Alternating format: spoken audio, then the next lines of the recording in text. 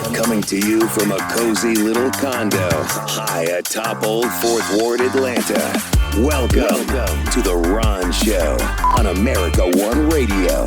Here's your host, Ron Roberts. I'm actually honored that she even made the time for this show today because she's got cable television, she's got a book discussion, I'm sure she's got a nap built in. Melita Easters, Executive Director of the Georgia Win List. The very first person to ever carve out some time to be on this show more than 2 years ago. Thank you for joining me again. How are you this morning? I'm great, and it's always a pleasure to chat with you, Ron. Thank you so much for having me. So you actually have, again, a pretty long day ahead of you. You're going to be impaneling a discussion with the author of the book Spell Freedom, Elaine Weiss, and that's going to be going on this evening at the Georgia Center. I'm sorry, actually tell me where this was going to be, because it was supposed to be at the Carter Center, and then... It was... Yeah. Yes, it was originally scheduled at the Carter Library, but they received word from the National Archives that this book event could not be sponsored there. This is one of 3 book events that was canceled from the bureaucrats in D.C. So the Georgia Center for the Book, which is headquartered at the Decatur Library on Sycamore Street, 215 Sycamore Street, stepped up to host this book talk at 7 p.m. They are also hosting another book talk, and then Trees Atlanta is hosting the 3rd canceled book talk later on. So the subject matter of the civil rights movement, homelessness, and climate change were not allowed by the National Archives, which is pretty outrageous because the Carter Library has built up a very long-standing relationship with booksellers and book authors and focused on some pretty hot topics over the years. And then suddenly to have those topics banned at that venue is pretty outrageous. Yeah, I think back to what would Jimmy Carter do, and he would want those 3 discussions being had at his center. Oh, absolutely. And the thing is that the bureaucrats in the District of Columbia, encouraged by the Trump administration, are pulling the plug on topics they don't like. It's ironic to me that after this decision was made, the 2 books that were allowed to have a platform, one was the Jeffrey Toobin book about presidential pardons, and we all know how much President Trump likes his pardons. And then the other would have been probably hard to cancel because the author was the former appointments secretary, Rick Hutto, for the Carter family during the Carter administration. His book had to do with how Nazi Germany harassed a particular young American heiress who had married into European royalty. Oh. That happened last week. So 2 book talks continued, but 3 were postponed.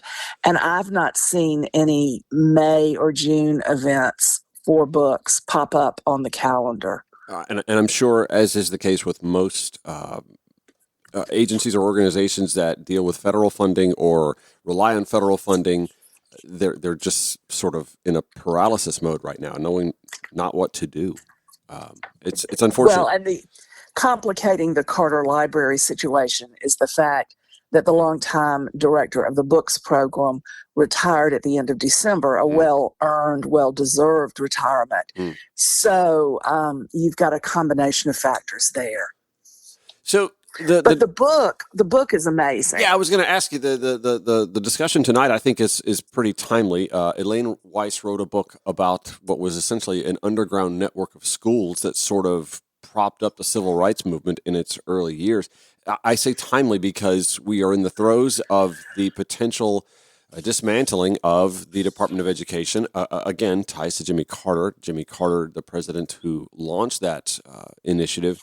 And I keep thinking back to every time I hear someone in the Trump administration talking about taking this back to the states, it was the states that allowed organizations like the United Daughters of the Confederacy to essentially have their fingerprints on the history curricula. And this goes back to us not knowing what we are doing in civics and our true reckoning of American history and the repercussions that it's having on our society today. Absolutely. And what this book captured is that period from the original Brown v. Board of Education decision up to the passage of the Civil Rights Act. Because in the early days, counties, the Jim Crow era, Blacks had to pass citizenship tests and wait in long lines for understaffed voter registration offices. And this network of underground schools taught Blacks who had been denied an education or denied a good education how, in some cases, to even write their names in cursive so that they could sign up to register to vote, and taught them some basics of civics so that they could pass the citizenship test. The thing I liked about the book is that it gave us an introduction to some of the leading figures of the civil rights movement long before the achievements that made them better known. For example, Rosa Parks, long before she refused to sit down on the bus, had attended the classes offered during a week-long program in Mount Eagle, Tennessee. And so you see a younger Rosa Parks. You see a John Lewis when he was still in college. You see Andrew Young as a very young pastor. By the way, happy birthday to Ambassador Young. Yes, Birthday. and then you also meet Hosea Williams when he started his activism career in Savannah, which was a chapter of his life I didn't know before reading this book. A little bit about the author. What do you know about Elaine Weiss? She'd written a couple of other books, and in particular had really elevated the profile of women in this era, in the civil rights movement, and just a crucial period in American history. Again, these are just some untold stories that would be nice to see in our history curriculum, honestly.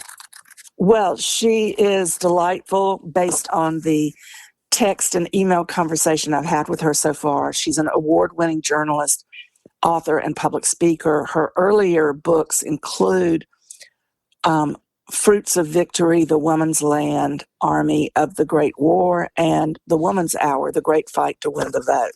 So she specializes in some ways in the unsung heroes of movements which change our life and our political landscape. And again, that discussion is going to happen tonight, 7 o'clock at the Decatur Library, originally scheduled at the Carter Center, but again, at the Decatur Library tonight at 7 p.m., correct? Yes. All right. Very much looking forward to hearing more about this conversation. So let's get a little bit back to, some of the conversation we were having about the mixed messaging, the intransigence, the paralysis coming out of Washington, and how that's affecting us here at home. Again, we touched a little bit on the Department of Education. I mean, we're talking about now real estate going up for sale that the Department of Education owns, the Department of Veterans, Affairs. Just speak a little bit to some of the exasperation that I think we all feel. Before we even went on the call, I wanted to earnestly ask you how you're doing, because everybody knee-jerk says I'm fine, but I like knowing, how are you really doing? Well, I think we face some astonishing burdens placed on us by an administration which has put great faith in young tech bros who know nothing of government, what it does, and the bureaucracy required to deliver services, essential services, which Congress has deemed essential for decades. And one of the easiest examples to show how stupid some of these cuts have been is the fact that they just eliminated probationary employees which at first glance sounds as though last hired, first fired. That's what everybody does. Right. But the probationary class includes long-serving employees who have moved up a rung or two on the ladder and are in the probationary period of their new jobs, hard fought for promotions. Those are the people you really don't want to lose. Right. You don't just arbitrarily fire all the people you've just promoted because they're good at what they did and you want to give them more responsibility. But that's what these young cyber hires by DOJ have done. And they're wet behind the ears. Many of them are young men who haven't even reached the age of 25 when men have fully developed frontal lobes. They're computer nerds who are very smart about a small slice of technology, and they don't have lived life experience, which would make them ask the kinds of questions which should have been asked before all of these employees were fired. So it's understandable. You can almost explain away some of their shortcomings. The 19 to 25-year-olds that are working for Musk's DOJ. I think of big balls. But what is Musk's and Trump's and J.D. Vance's excuse? Really, I mean, they aren't young men who don't have advanced, cerebral activity. So what is their? It's an open-ended question. They are motivated by unbridled greed, and they have no constraints because of the old saying, power corrupts and absolute power corrupts absolutely. I mean, I don't think seeing a bunch of cars for sale parked on the front lawn of the White House was on anybody's bingo card for March 11, and yet yesterday, that's what we had. The office of the president is being demeaned by its current occupant in many, many ways. And that is just the most recent example. And it's not as if we weren't warned. And to take this back to two women who actually had the foresight to tell us ahead of time what we could expect. I think back to Hillary Clinton in one-on-one debates where she warned us that Donald Trump was a Putin puppet, and Kamala Harris told us that he was an unserious man, an unserious candidate. Both of them hitting this on the head. Well, we are in National Women's History Month, and part of the problem is that the prophets, so to speak, were women, and women still don't get the respect they deserve in politics, in business, in civic affairs. The gap for pay, the gap for a percentage of women in various types of positions is still a wide one. And we would all be better off if women's voices had been heeded, because they were absolutely prescient and absolutely, as we now see, telling the truth and providing a warning that should have been heeded. We're with Melita Easters, Executive Director, Georgia Win List. You're listening to The Ron Show, America One Radio, Progressive Voices via TuneIn. Show notes, as always, at RonShowATL.com. You can follow the show at RonShowATL on your preferred social media platforms. Instagram, Facebook, Threads, Blue Sky, we're on that. Twitter X, staying there, as long as it's still there. Melita Easters, Executive Director, Georgia Win List, joins us. We were talking a little bit about the role of women in politics, and I think a lot of the conversation around DEI that's not being had is the role of DEI in providing equality of opportunity for women. Would you agree with that sort of kind of not being discussed enough? Certainly, it's not acknowledged enough. DEI programs have proven to be very valuable to corporations, and it's interesting to note that Coca-Cola, for example, is continuing to have its DEI programs in place, even though the current administration has discouraged corporations from following DEI programs. And women are, by and large, half or more of the audience for any product. And women make many of the buying decisions for households. Mm-hmm. And so to eliminate DEI programs which put women in the workplace and in upper levels of management is cutting off your nose to spite your face in a corporate sense. And so absolutely DEI programs continue to be valuable, and the diversity is still needed for placing women of all colors, races, creeds, in the upper levels of management. Even as much as WinList has worked to elect women to the Georgia General Assembly, we still have just over 34% women in our state legislature. So we've got a ways to go to reach equity in elected office. And that's true not just in the General Assembly, but in city councils and county commissions statewide. And it's important to have the perspective of women. Very much so, and I know that's been your collective effort. When I think about the conversation on DEI, one of the more high-profile scenarios that popped up was, of course, after the collision of a plane and a helicopter over Washington, D.C., and immediately the president blurted out DEI. This had something to do with DEI. We don't know that it did.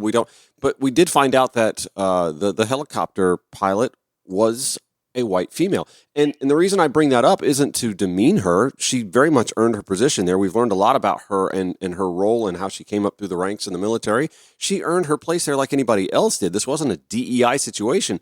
But what's so troublesome is that we do have conservative white women in various roles in the federal government and like the Congress, who keep harping on DEI. Nancy Mace, Marjorie Taylor Greene, Karen Leavitt, the spokesperson at the White. We keep seeing from white women that they're harping on DEI and they don't quite understand. DEI probably had a role in you getting to where you are today. Well, that's very true. But those white women you're talking about are all Republican white women who parrot anything Donald Trump and the Republican higher-ups say. But I really am at a loss as to how Marjorie Taylor Greene continues to be elected by such wide margins in Northwest Georgia. Have you been to that portion of Northwest Georgia, though? I mean, I have, and I used to be married into it. I kind of understand it. Well, I understand it too, to a degree. It is a very conservative and very non-diverse area of the state. That portion of Northwest Georgia, which continues to send Marjorie Taylor Greene to Congress, is not nearly as diverse as the rest of the state, for sure, by race or other metrics. And, the other thing that we have to look at, to the horror of where our civics education stands in this country, is the fact that in many school systems, the football coaches teach the civics. Right. Mine did. And we are reaping that in the way people vote, because they are not voting with the full respect for voting they should have had they received a stronger civics curriculum in their earlier years.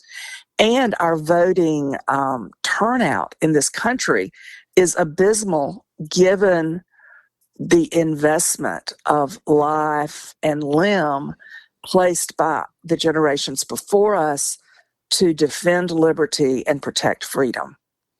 Which takes me back to the conversation that you're having tonight with author Elaine Weiss, spotlighting the book that you guys will be discussing today. And that, again, will be happening at the Decatur Library at 7 p.m. Elaine Weiss is the author of the book. Hang on, I'm scrolling back up to get to it. Spell Freedom, yeah. And that is about the underground schools that built the civil rights movement. We're having a conversation, and a pretty fruitful one, with Executive Director of the Georgia Win List, Melita Easters, who is going to be paneling that discussion today. Originally slated to be at the Jimmy Carter Presidential Center, and of course moved with all of the kerfuffle, all of the paralysis, the where are we going with this? Is there money coming? What is our directives? That is coming out of a pretty frantic first 100 days of the second Donald Trump presidency. So, listen, I have deviated off topic on a few things here, but I really want to get back to talking about some of the women who are shining under the Gold Dome with this General Assembly session and brag on them a little bit. So we're going to take a quick break and come back, get some headlines here at America One Radio, Progressive Voices via TuneIn, and then we'll pick back up on that conversation. And, speaking of women in leadership, Lucy McBath, serving us in Congress, has made some overtures about running for the highest office in the state. And we've had a woman run for that before who is also in the crosshairs, politically speaking. So we'll pick up on those conversations when the Ron Show returns. This is The Ron Show on America One Radio. We're with Melita Easters, Executive Director at the Georgia Win List. She'd mentioned before being a part of the Girl Scouts. By blood, you've got family that's involved in the Girl Scouts. I saw you out there hawking Girl Scout cookie sales on your Facebook page, by the way. But I thought it was pretty interesting that you were taking some of the young girls to the state capitol where they got to meet some of our state legislators. I did enjoy that on Tuesday, and you also have to take them by the statue of Juliette Gordon Lowe when you're at the state capitol, because she's the founder of Girl Scouts out of Savannah, and she's one of the few women honored with a statue or a portrait at the state capitol. And they got to meet the Reverend Senator Kim Jackson, who is the whip of the Senate. And their eyes got so big when she was explaining to them about what it means to whip votes. Listen, and I don't know how young these girls were, but that's a conversation 14-year-olds in high school don't get to have or have a grasp on, even when they're 24, 34, and 44. They were first graders, and they were quite impressed. But her skill at that is pretty impressive. She managed to get Senate Bill 170 passed in the last 3 minutes of crossover day. And that bill establishes an interagency council on homelessness, which will unify statewide efforts to address the homeless crisis.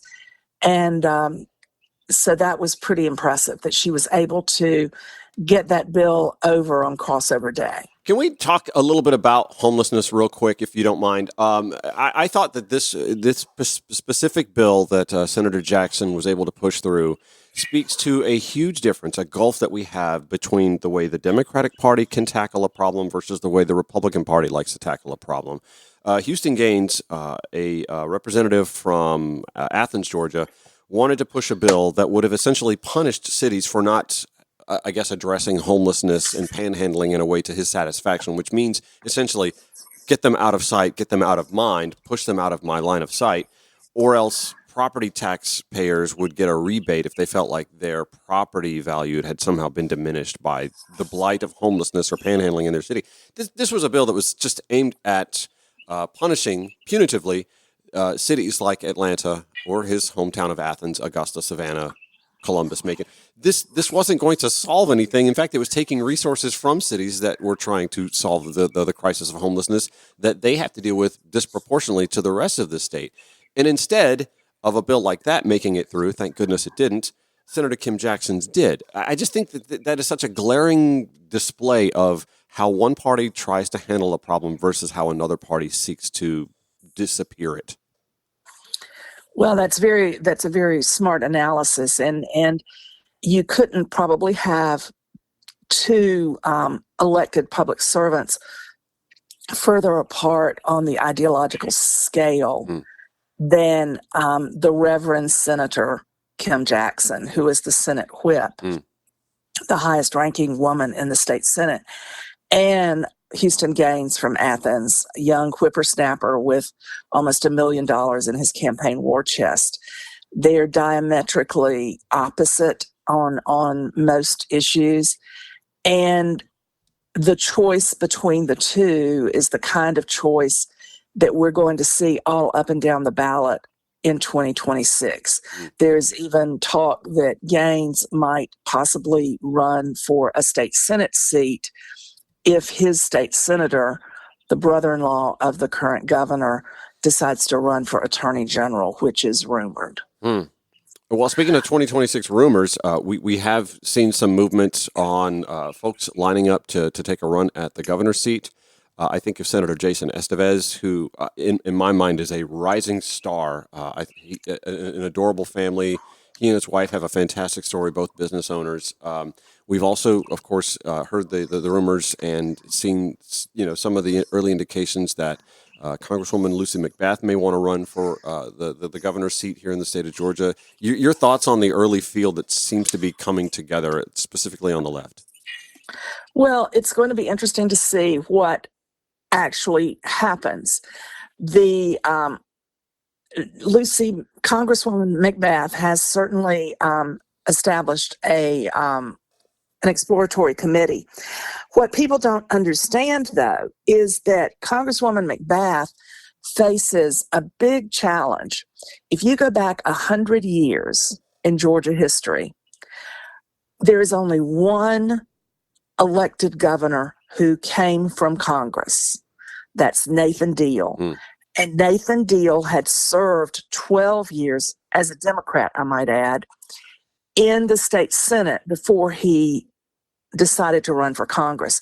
So he had his state government experience before he went to D.C. and then decided to come back to Georgia.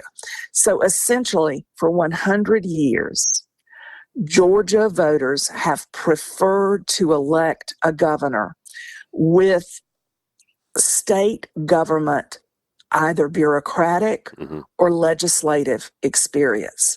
And so forget about the fact that Lucy McBath is a woman. Just think about the fact that she would be coming to the governor's mansion from Congress.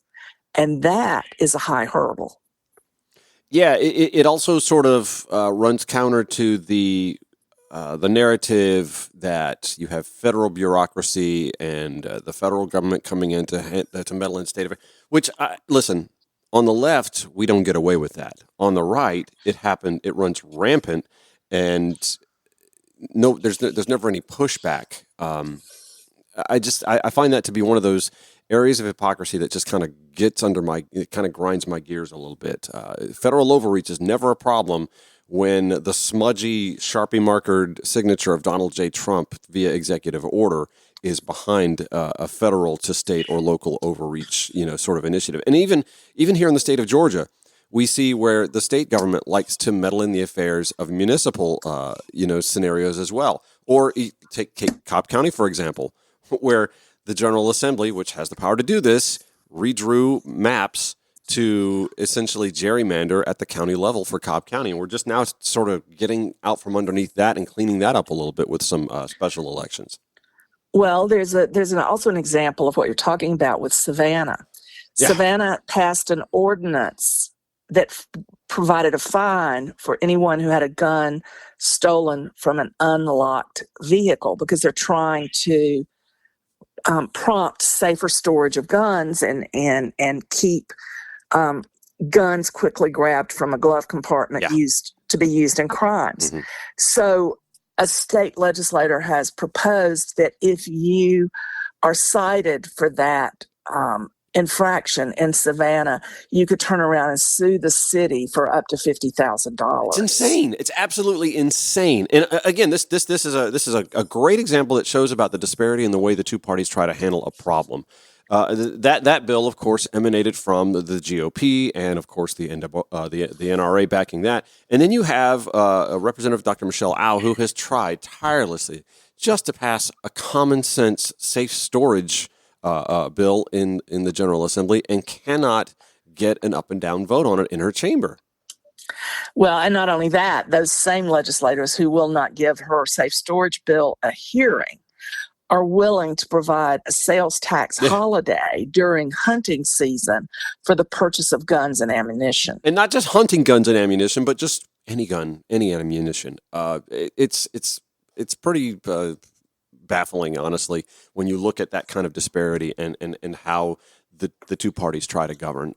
I say I've come around to the idea anyway that while we on the left have been hand-wringing about, well, what does the Democratic Party need to do to rectify what, our messaging is a problem for sure. I've come around to the idea that, yeah, messaging is the problem, but I think the problem has more to do with who the message needs to be targeted at. And again, this comes back to the American voter just not having the attention span. And I'm not trying to just like pass blame off the party, because I think there are things that the party can do to be better informative. But at the end of the day, this falls on the voters. This is our responsibility. We have to pay better attention. And folks like me who do shows like this have to keep at it and stay in front of folks' faces and in their ears to rationally explain what's actually happening and these disparities that we're talking about and the way that legislation passes and what they're intended to do. Well, there's that old slogan about friends don't let friends drive drunk. We need to expand that concept to friends don't let friends sit on the sidelines on election day. Because the voter turnout is very poor compared to many other developed countries. And the messaging needs to reach the people who have been unmotivated voters. It's almost embarrassing to look at the percentages of people who don't vote in this country, when by contrast you see in undeveloped parts of the world, people walking miles to cast their vote because they're so proud to have the opportunity to be in a democracy. On that note, an advocate for participation in democracy, someone who has elevated turnout here in the state of Georgia, is Stacy Abrams and her many organizations. She has been under attack. I believe it's going to be a lot of smoke and not a lot of fire. And I think that's by design. And maybe this is to stunt any potential that she might run for a statewide office again in 2026 or a federal office if she decides to run for Congress or something along those lines. Stacey Abrams has been under attack. There are more investigations now being prompted. And again, I think a lot of this is much ado about smoke and, maybe a little bit of a vengeance initiative. Your thoughts on that? Well, certainly she was called out in the president's address to Congress, and everything that he mentioned was proven to be an absolute fabrication. And many of the other allegations about her and the operation of the various entities tied to her name have proven to be fabrications. And then some of the groups that are currently being investigated, she had severed ties with long before. And so absolutely, they wave her name around as though it were a red flag. And so that, I suppose, is the price of her success, to have her name weaponized. But it is largely unproven allegations that continue to be trotted out in the hopes of motivating the base for Republicans by making Stacey Abrams' name a villain. A comic book villain almost. She's been caricaturized now to the point where she is, in a lot of voters' eyes, just an untenable choice, no matter what she stands for. And that's unfortunate. I almost wonder openly, and I'd love to have a conversation with her about this at some point in time. I almost wonder if she understands that, sometimes there has to be the person who takes the blows, who takes the hits, the barbs, the arrows, so that others can make it across the finish line. Does that make sense?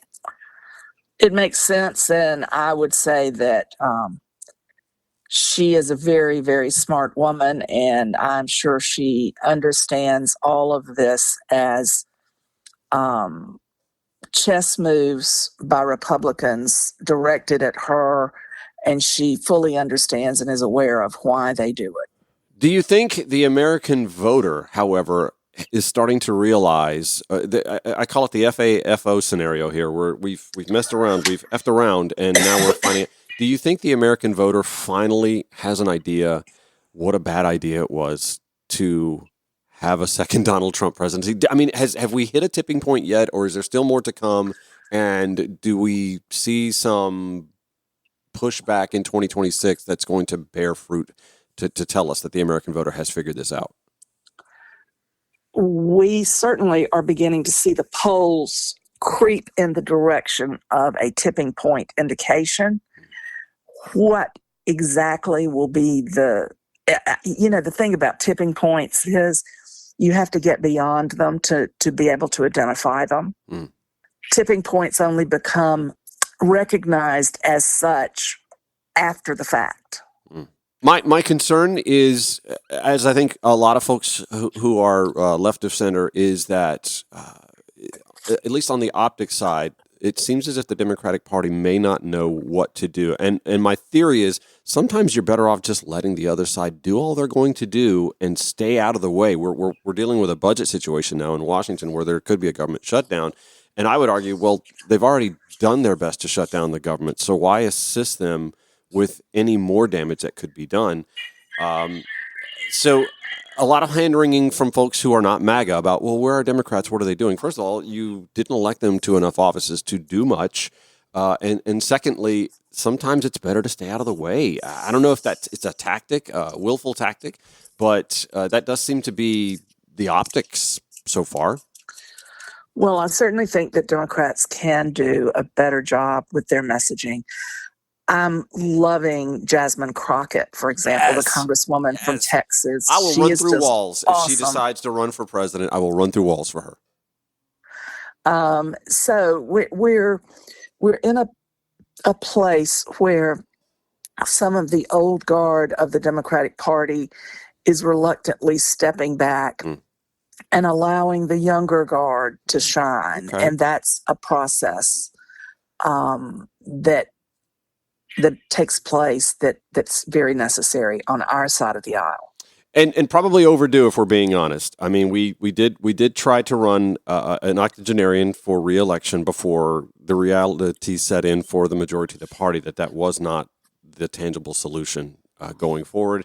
Perhaps too late, unfortunately, for Kamala Harris, who I hope is getting her rejuvenation, her rest and relaxation in, and then ready to get back into the fray at some point in time. We'll see how that pans out. Anyway, you have a book discussion tonight, 7 p.m. at the Decatur Library with author Elaine Weiss, and a fantastic book that I think not only looks back at crucial moments in the civil rights history of this country, but also has some relevance with what we're dealing with today politically. Thank you so much for having me on. I do appreciate that. Melita Easters, Executive Director of the Georgia Windlist. Thanks for joining the Ron Show again today. I appreciate that. Have yourself a little nap today because it's a long day.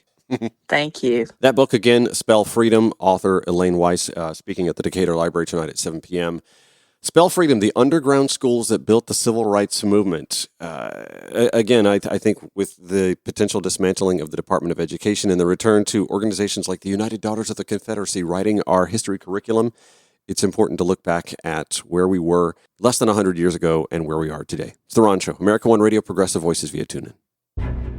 My thanks again to Melita Easters, Executive Director of the Georgia Windlist. She's a little bit of a Heather Cox Richardson at the state level, right? I really enjoy always talking to her, and she always brings information that I'd not heard before. So I like having her on.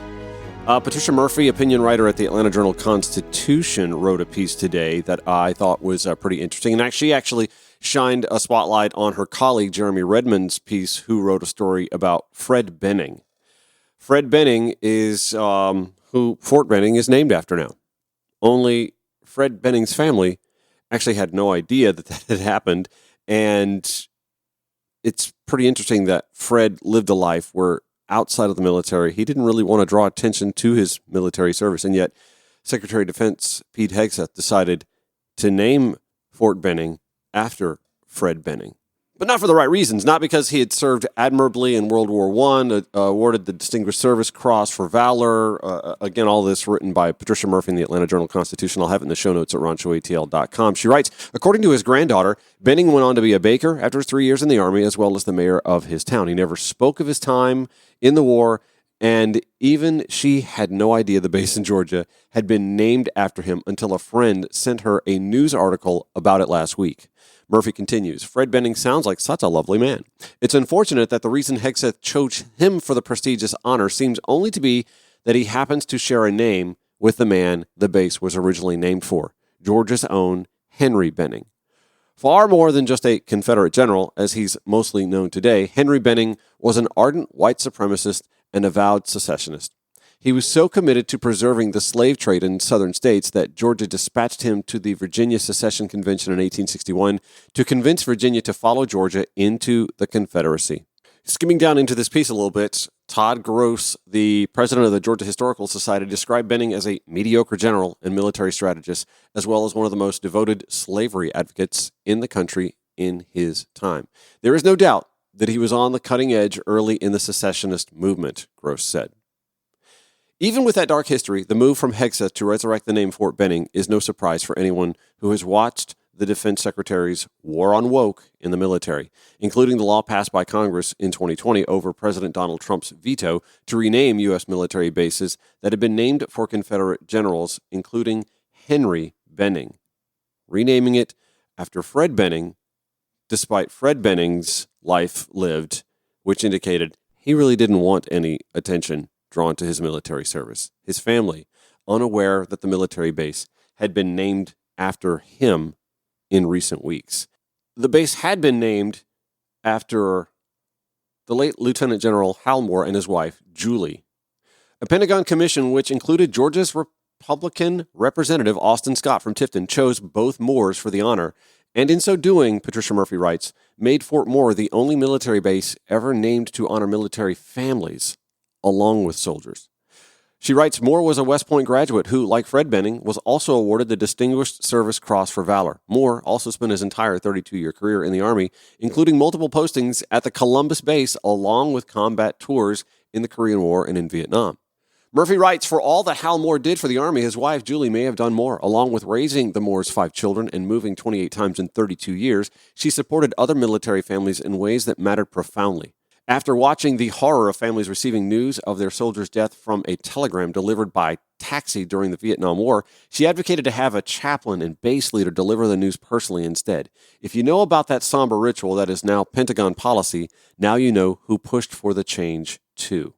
Patricia Murphy also notes, by the way, that the Moores remain so close to the Army in their retirement that they are both buried at the Columbus base, among the men Moore called my troopers. So if you're following, Fort Benning, formerly named for a mediocre Confederate general and ardent secessionist, renamed for Hal and Julie Moore after his distinguished service in the military, her distinguished service in honor of military families, then renamed in a stunt, literally just a stunt, by Secretary of Defense Pete Hegseth, and at the urging of President Donald Trump, for Fred Benning, who, according to his family, didn't want a whole lot of attention for his 3 years in the U.S. military. And in fact, his family not even made aware that the distinction was coming. And the sole reason, it seems, that the base was named for Fred Benning was only because he shared the same last name as a mediocre Confederate general and ardent secessionist. Tell me who the hell any of that actually honors. Patricia Murphy concludes her piece by writing, the Secretary of Defense, Pete Hegseth, has said over and over that he wants to turn the military's attention from silly fights over names and symbols. I mean, what make this is what's silly. This tactic is, this stunt is what's silly. And to focusing on, quote, the warrior ethos. He could take his own advice, Patricia Murphy writes. The Army can do so much better than going back to a base originally named for Henry Benning. She concludes, with Hal and Julie Moore, they already had. And I would argue that using Fred Benning as a pawn piece for this anti-wokeness only demeans his service as well. That's going to do it. Thanks again to Melita Easters for joining us from the Georgia Win List. Show notes, as always, at ronshowatl.com. Back tomorrow at 9 a.m., 5 p.m. on America One Radio, 11 p.m. Progressive Voices via TuneIn or wherever you podcast. Take care. We'll see you tomorrow.